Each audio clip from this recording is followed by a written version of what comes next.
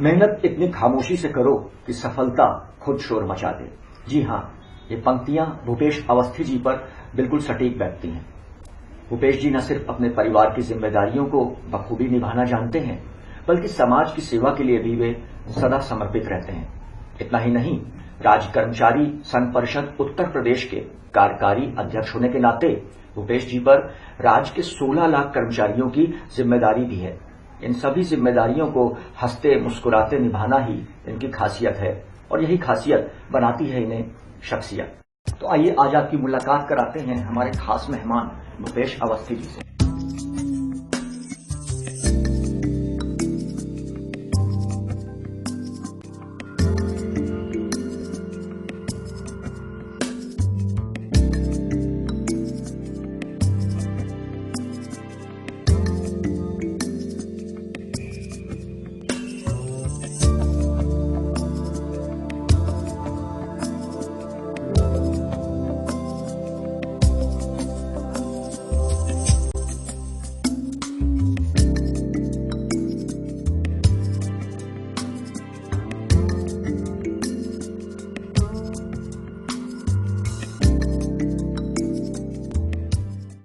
Sir, स्वागत है आपका हमारे शो में। धन्यवाद सर। हर इंसान के पीछे एक सोर्स ऑफ इंस्पिरेशन होता है जिससे वो अपनी लाइफ में अपने ड्रीम्स को पूरा करता है, अपने कार्यों को। आप लंबे समय से कई सोशल एक्टिविटीज में सक्रिय रहे हैं, सामाजिक कार्यों में बढ़ चढ़कर हिस्सा लेते रहे हैं।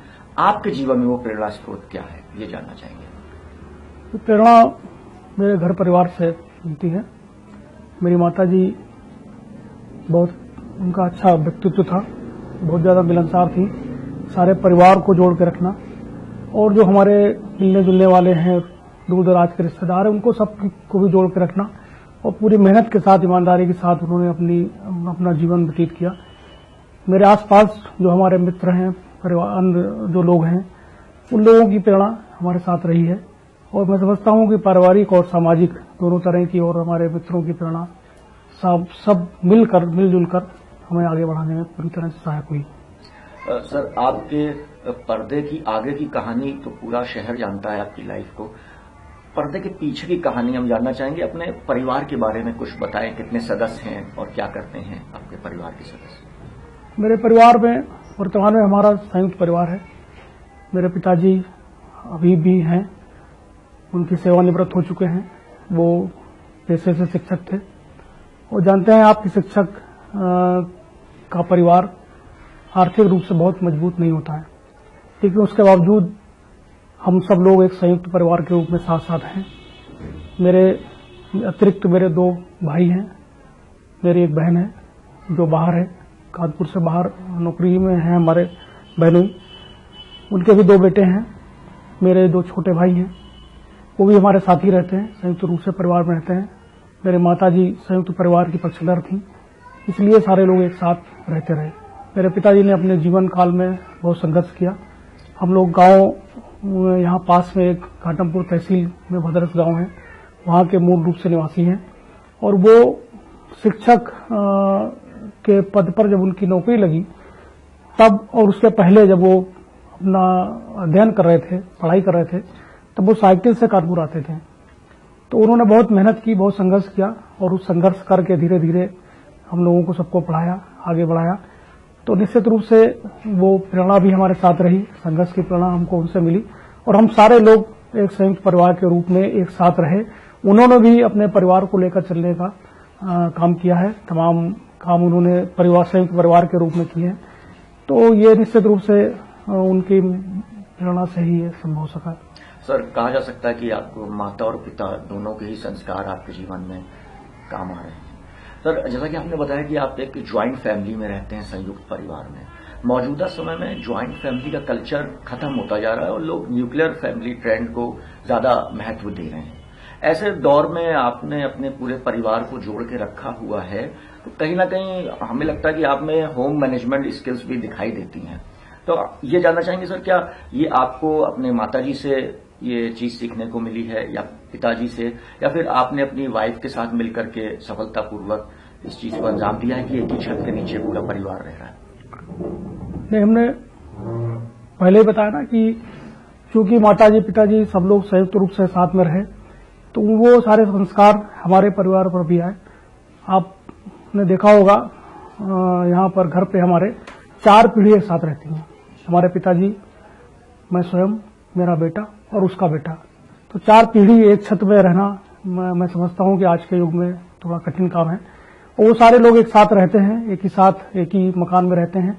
तो कहीं ना कहीं ये सारी चीजें हमें परिवार में से संस्कार के रूप में मिली, और वो चीजें जब मिलती हैं तो आगे उनको बढ़ाया जाता है, वो आगे बढ़ी हैं। मेरे माताजी भी संयुक्त परिवार, उन्होंने पहले ही कहा, संयुक्त परिवार को लेकर चलती थी। वो सारा परिवार संयुक्त रूप से रखने का उन्होंने काम किया। मेरा ननिहाल भी ऐसा ही था। मेरा जो नाना थे, मेरा जन्म चूंकि ननिहाल में हुआ है, तो वो सारे लोग भी एक साथ एक छत के नीचे रहते थे। उनका भी संयुक्त परिवार था, हमारा भी संयुक्त परिवार है वर्तमान में भी। और वो संयुक्त परिवार में सबसे बड़ा योगदान हमारे माताजी पिताजी का है, उनके माध्यम से हुआ।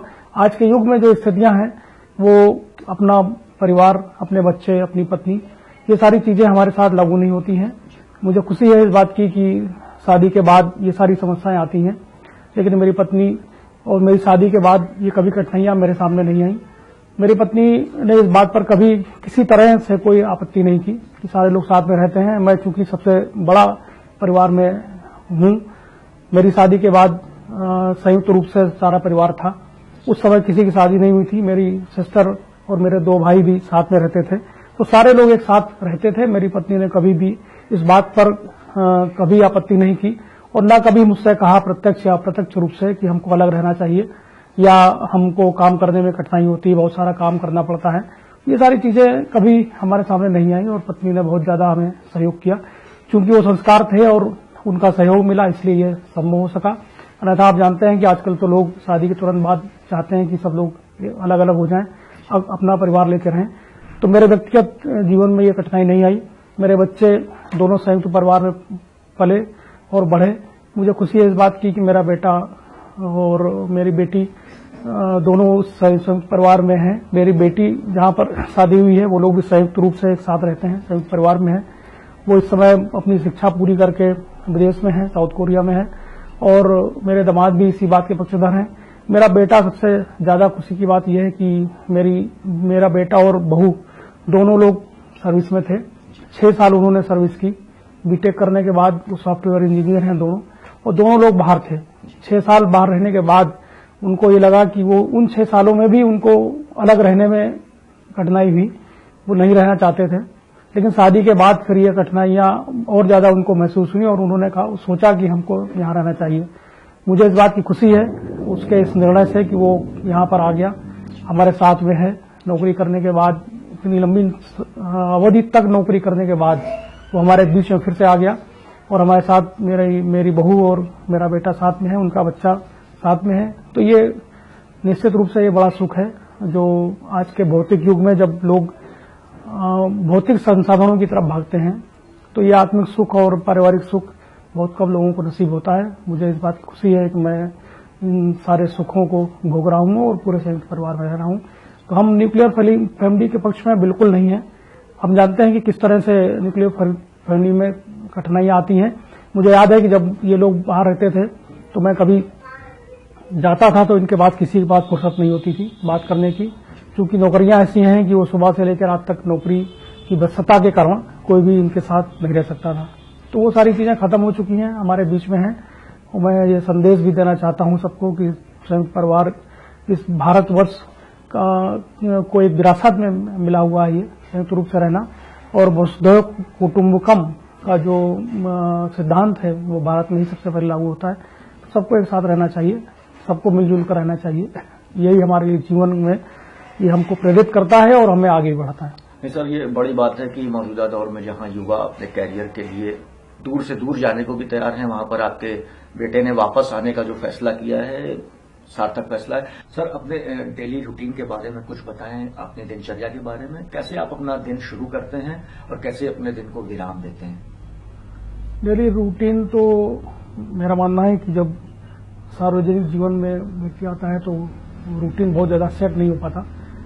हमारी भी दिक्कतें हैं थोड़ी सी, क्योंकि बाहर रहने की वजह से, अनियमित खाने की वजह से, खाना पीना होने की वजह से, समय से न होने की वजह से थोड़ा पेट की बीमारी रहती है।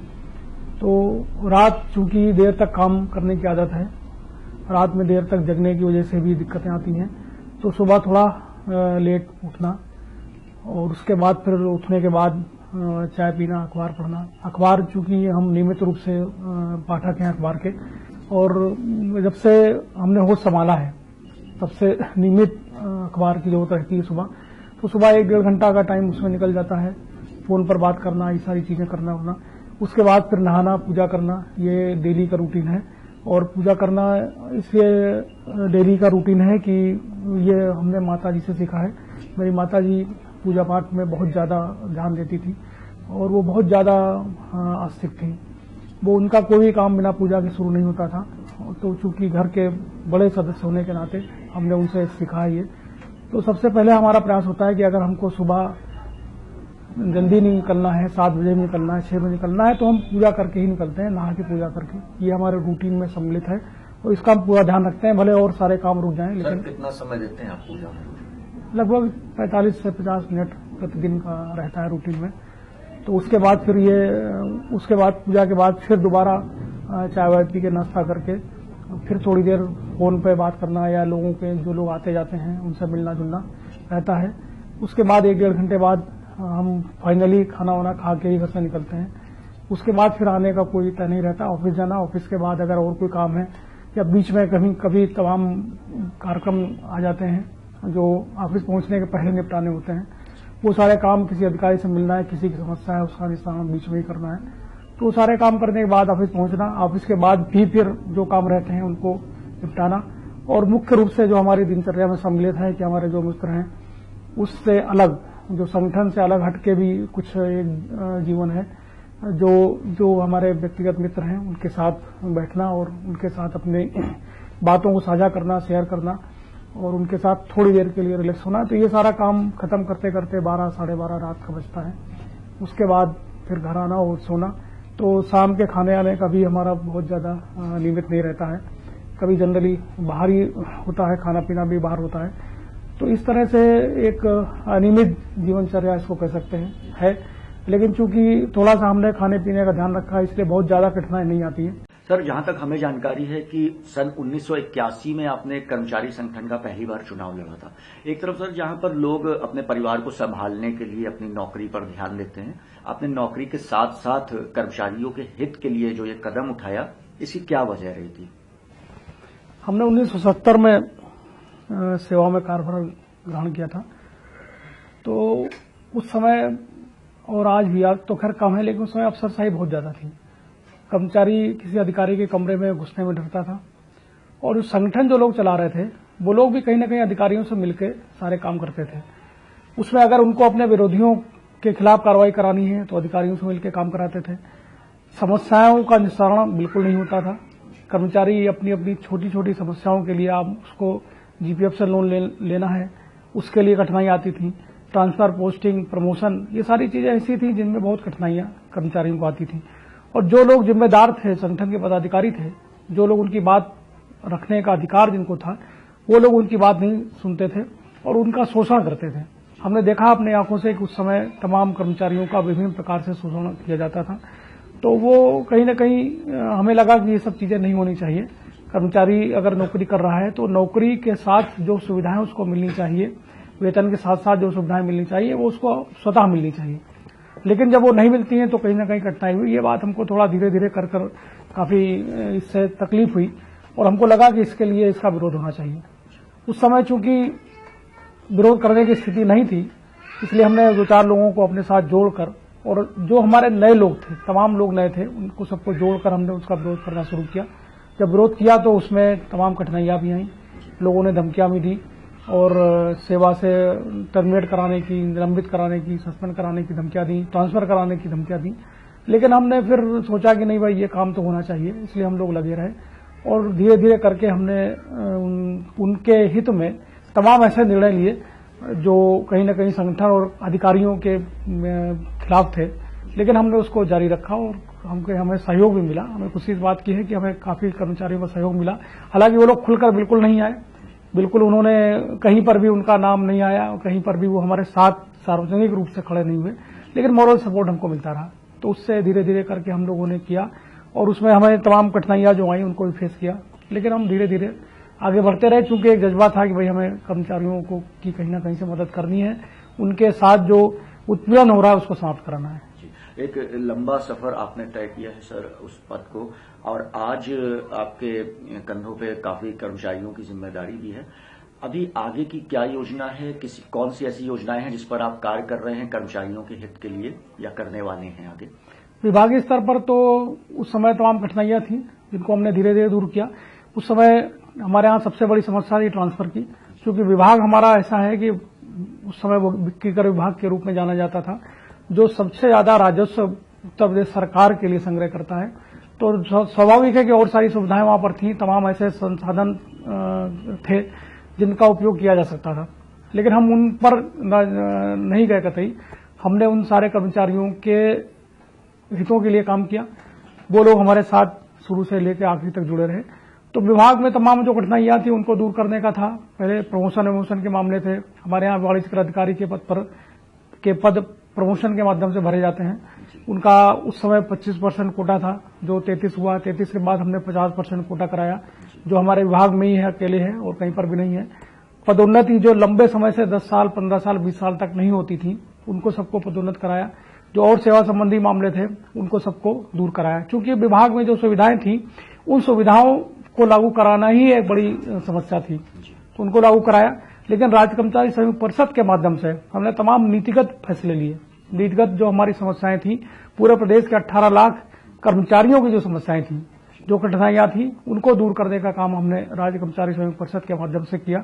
अभी हमने नवंबर 13 में बड़ी हड़ताल की थी। उस समय हमारी मांग थी कि पूरे प्रदेश के कर्मचारियों को कैशलेस इलाज की सुविधा उपलब्ध कराई जाए। आपने देखा होगा कि तमाम इस समय जो हमारे नागरिक हैं, देश के प्रदेश के जो रहने वाले लोग हैं, निवासी हैं, उनके सामने भी इलाज की बड़ी समस्याएं होती हैं। सरकारी अस्पतालों के इलाज की समस्या बड़ी खराब है। सरकारी अस्पतालों की स्थितियां बड़ी खराब हैं। वहां पर कोई संसाधन नहीं है और वहां इलाज कराना संभव नहीं हो पाता। राज्य कर्मचारी पूरे सेवा काल में इस बात के लिए बहुत ज्यादा चिंतित रहता है कि अगर उसके परिवार के किसी सदस्य को गंभीर बीमारी ने घेर लिया या स्वयं वो किसी अचानक एक्सीडेंट हो गया, अचानक कोई किडनी खराब हो गई, अचानक कैंसर की बीमारी आ गई, तो वो 10 लाख, 15 लाख, 20 लाख रुपए कहां से इकट्ठा करेगा? सर, क्या ये राज्य कर्मचारियों के लिए सुविधा है? नहीं, राज्य कर्मचारियों के लिए सुविधा है, कैशलेस इलाज की सुविधा नहीं है। एक रिइंबर्समेंट है, लेकिन हम आपको बहुत सारे उदाहरण ऐसे हैं। अभी हम अलीगढ़ एक बैठक में गए तो वहां के सीडीओ, एक धीरन सचान वहां के एक सीडीओ हैं, उनका एक्सीडेंट हो गया। उन्होंने खुद ही बताया कि उनका एक्सीडेंट हुआ और एक्सीडेंट में उनको काफी चोट आई, गंभीर चोटें आई। उन्होंने अपना इलाज अपोलो में कराया और बड़ी मुश्किल से वो ठीक हुए। जब उन्होंने सारा का सारा बिल, उनका 8 लाख का लगभग भुगतान हुआ, जब उन्होंने बिल सबमिट किया तो उस बिल में से कुल 2 लाख रुपए भुगतान के निर्देश हुए और उस पर भी 2 लाख रुपए लेने के लिए उनको और कम से कम 25,000 रुपए खर्च करने थे, जो ये बहुत बड़ी दुर्भाग्यपूर्ण स्थिति है। तो इस तरह का इलाज हमारे पास उपलब्ध है। हम या तो सरकारी अस्पतालों में जाएं, सरकारी अस्पतालों की स्थितियां आपको पता है, आप स्वयं जानते हैं कि आप उर्सला और हेल्थ कानपुर में चले जाइए तो वहां पर कोई इलाज नहीं है। और अगर हम प्राइवेट नर्सिंग होम में जाते हैं तो बड़ी खराब स्थितियां होती हैं, उसमें बहुत पैसा देना होता है। तो हमारी एक मांग है कि कम से कम प्रत्येक कर्मचारी जो सरकारी सेवा में है उसको कैशलेस इलाज दिया जाए। जैसे केंद्र के कर्मचारियों को एक उनका कार्ड बना है, कार्ड ले जाकर वो चिन्हित जो हमारे नर्सिंग होम है वहां पर जाकर वो कार्ड दिखाएं और उनका इलाज होना चाहिए। ये हमारी मांग है। सरकार इस पर सहमति भी दे चुकी है। अभी पिछली हड़ताल हमने की थी, जुलाई 15 में हमने एक रैली की थी। उसके बाद सरकार ने सैद्धांतिक सहमति इस पर व्यक्त की है और उसका उन्होंने कहा कि हम प्रारूप बना रहे हैं। लेकिन अब प्रारूप बनाते बनाते भी उनको लगभग 8 माह हो चुका है। अब हम बिल्कुल इस बात के लिए तैयार नहीं है सरकार प्रारूप बनाती रहे और हम उसको स्वीकार करते रहें। 8 मई से हमारा आंदोलन प्रस्तावित है।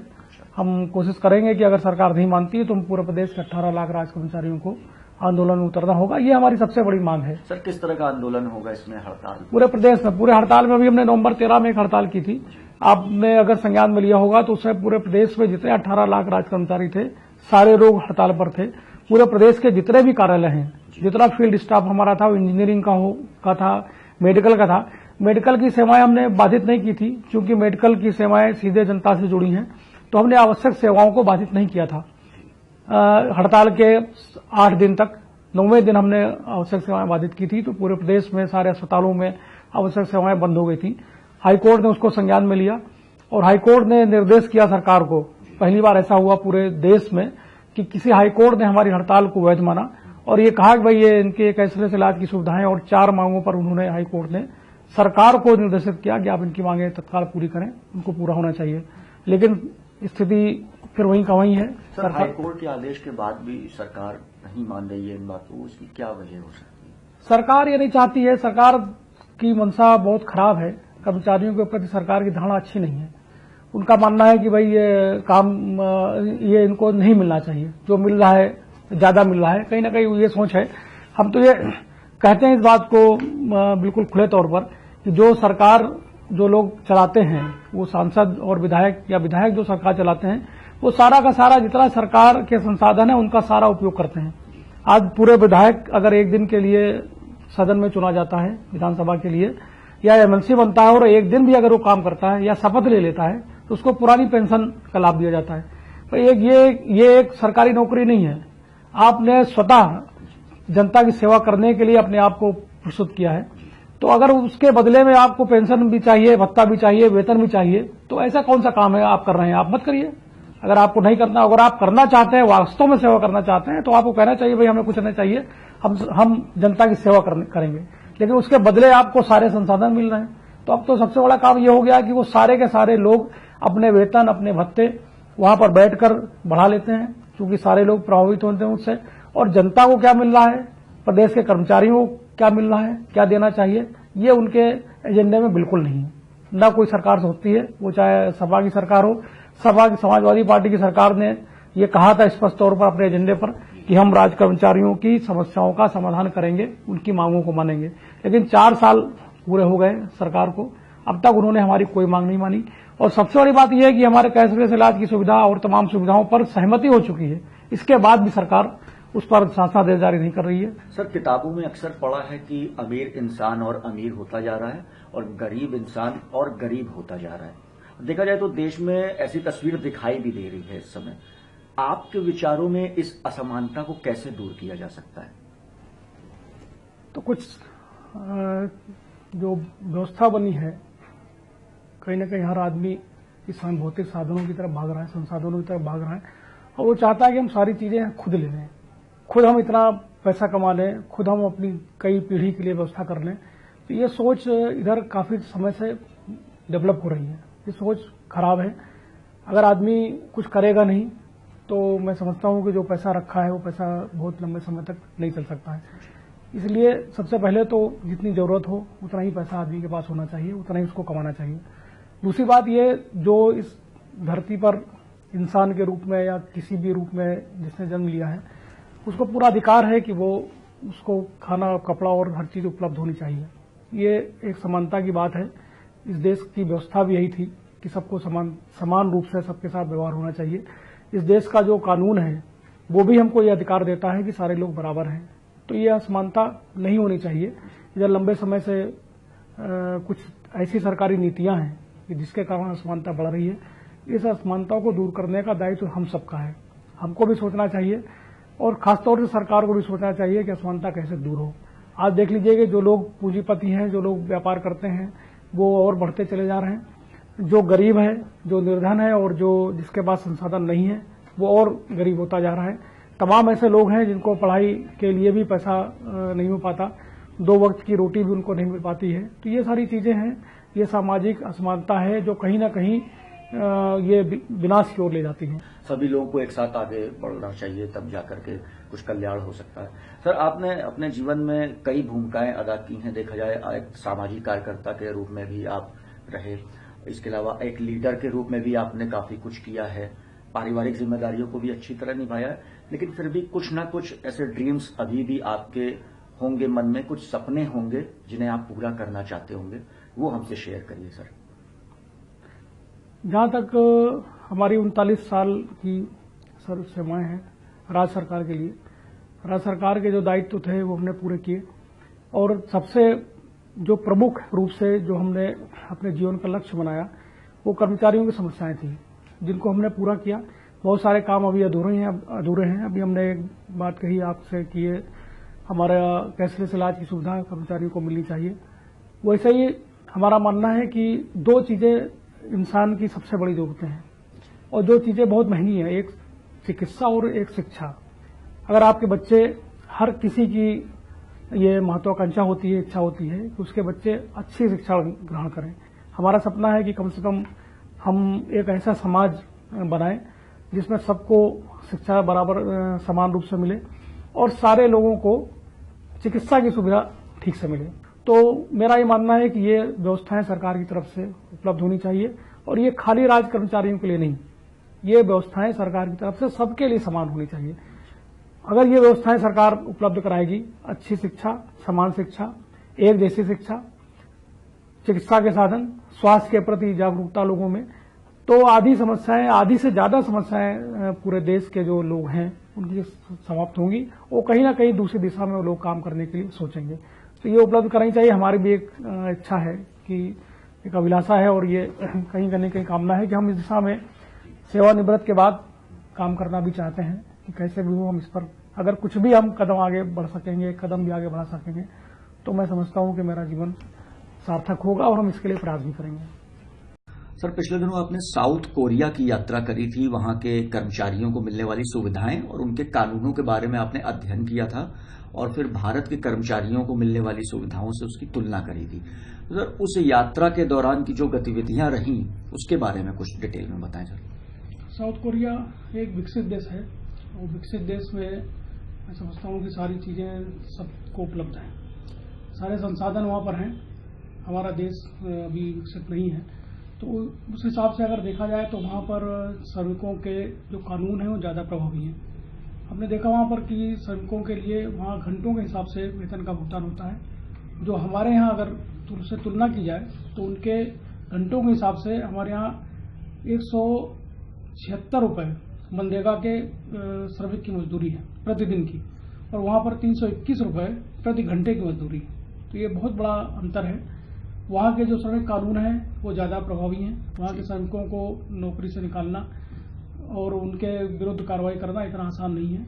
और बड़े से बड़ा अधिकारी वहां हमने देखा है प्रदूषण के प्रति बहुत चिंतित हैं वो लोग। तो कम से कम अपने वाहनों का इस्तेमाल करते हैं, ज्यादा लोग साइकिलों का इस्तेमाल करते हैं और बहुत साइकिलिंग बहुत होती है तो साइकिलों का इस्तेमाल करते हैं। ये एक अच्छी चीज है। यहाँ पर सर भारत में ऐसे नियमों का प्रावधान देखने को नहीं मिलता है। बिल्कुल नहीं है। भारत में तो हमने देखा कि हर आदमी सबसे पहले अपने लिए संसाधन ढूंढता है, सबसे पहले अपनी अगर थोड़ा भी पैसा आया तो गाड़ी खरीदता है, वो भले लोन से खरीदे। साइकिल में चलना लोग तौहीन समझते हैं, साइकिल से चलना नहीं चाहते। आप देख रहे हैं प्रदूषण की स्थिति क्या, प्रदूषण का स्तर भारत और साउथ कोरिया की में 400 गुने का अंतर है। 400 गुना, मतलब 400 गुना प्रदूषण यहाँ ज्यादा है, दिल्ली, खासतौर से दिल्ली और कानपुर में। लेकिन उसके बावजूद स्थिति ये है कि वो वहां पर इस तरफ कोई ध्यान नहीं दिया जाता। जाम में हमने देखा अक्सर कि हम लोग जब निकलते हैं तो लंबा जाम होता है, लोग गाड़ियों से हाथ बजाते रहते हैं, लेकिन कोई उतर के ये नहीं कोशिश करता कि हमको जाम खुलवाना चाहिए या प्रयास करना चाहिए। तो ये सारी चीजें छोटी छोटी हैं जिनसे आप कुछ सीख सकते हैं और समाज को भी शिक्षा दे सकते हैं, और यही सब चीजें आपको प्रेरणा देती हैं और आगे समाज के प्रति अपने उत्तरदायित्व का निर्वहन कर सकते हैं। जी हाँ सर, यही बात है कि दूसरों का इंतजार न करें, हम खुद भी कदम आगे बढ़ाएं, बदलाव। जब तक आप खुद को नहीं बदलेंगे, कहावत है कि सबसे पहले खुद को बदलो, उसके बाद आप समाज को बदलिए। तो खुद बदलिए, खुद कोशिश करिए, उसके बाद कहिए भाई आप लोग आइए, तो आपके साथ कुछ लोग खड़े होंगे। आप खाली कहेंगे दूर से भाई आपको ऐसा करना चाहिए, लेकिन आपको भी करना चाहिए, तब आप दूसरे को प्रेरित कर सकते हैं। तो इस तरह के विचार होने चाहिए सबके, समाज के प्रति सबकी जिम्मेदारी है, सबका उत्तरदायित्व है। इस बात को ध्यान में रखते हुए देश सबका है, समाज सबका है, सबकी जिम्मेदारियां हैं। इस बात को ध्यान में रखते हुए अगर हम काम करेंगे तो निश्चित रूप से ये तमाम ऐसी बुराइयां हैं जो दूर की जा सकती हैं। सर, हमने अपने इंटरव्यू की शुरुआत एक लाइन से करी थी कि मेहनत इतनी खामोशी से करो कि सफलता खुद शोर मचा दे। सर, हमारी तमन्ना है कि आपकी जो कोशिशें हैं, प्रयास हैं, वो इस कदर रंग लाए कि आपकी जो सफलता के चर्चे हैं वो शहर के हर गली मोहल्ले में सुनाई दें। हमसे बात करने के लिए सर बहुत बहुत धन्यवाद। धन्यवाद। तो दोस्तों, आज हमने आपकी मुलाकात करवाई भूपेश अवस्थी जी से और जानने की कोशिश करी उन बातों के बारे में जो बनाती हैं इन्हें आम से खास। आज के शो में हम विदा लेते हैं आपसे इस वादे के साथ कि अगली बार फिर करवाएंगे आपकी मुलाकात एक और शख्सियत से। नमस्कार।